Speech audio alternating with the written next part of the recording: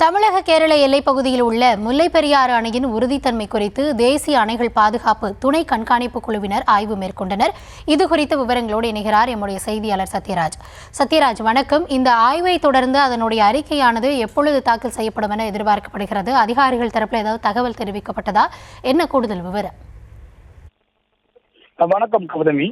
அதாவது முல்லைப் பெரியாறு அணையை துணை தேசிய அணைகள் துணை கண்காணிப்பு குழுவினர் இன்னைக்கு கிரிக்கெட் தலைமையில் ஆய்வினை மேற்கொண்டு வருகின்றனர்.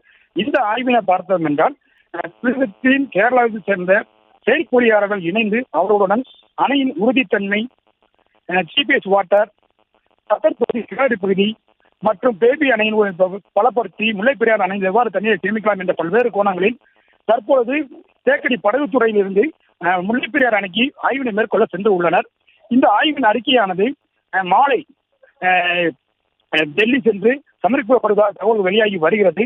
இதனால் பார்த்தோம்னா தமிழகத்தில் பல்வேறு விவசாய சங்கங்கள் இது குறித்து ஏற்கனவே பல்வேறு கோரிக்கைகளை விடுத்து வந்தன. அணை உறுதியாக உள்ளது, 142 அடி வரை தண்ணீரை சேமித்து வைத்து விடலாம் என்று கோரிக்கைகள் எழுந்து வரும் சூழலில் இந்த துணை கண்காணிப்பு குழுவினர் ஆய்வானது முக்கியமான ஒன்றாக பார்க்கப்படுகிறது. இந்த ஆய்வின் பார்த்தோம் என்றால் கிரிக்கெட் தலைமையில் செயற்பொறியாளர்கள் செல்வம், ஜான் இருவின் மற்றும் ஜிஜித் ஆகியோர் முன்னிலையில் இந்த குழுவினர் தற்பொழுது ஆய்வினை மேற்கொண்டு வருகின்றனர்.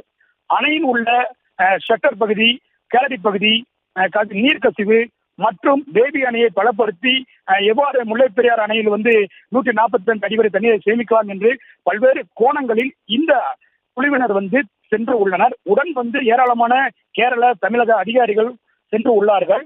இவர்கள் இந்த அறிக்கையை இன்று சேகரித்து டெல்லியில் உள்ள தேசிய அணைகள் பாதுகாப்பு அதிகாரியிடம் சமர்ப்பிக்க உள்ளார்கள்.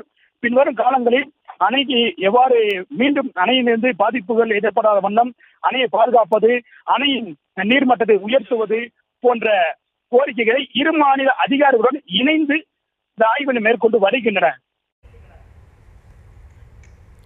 விவரங்களுக்கு நன்றி சத்யராஜ்.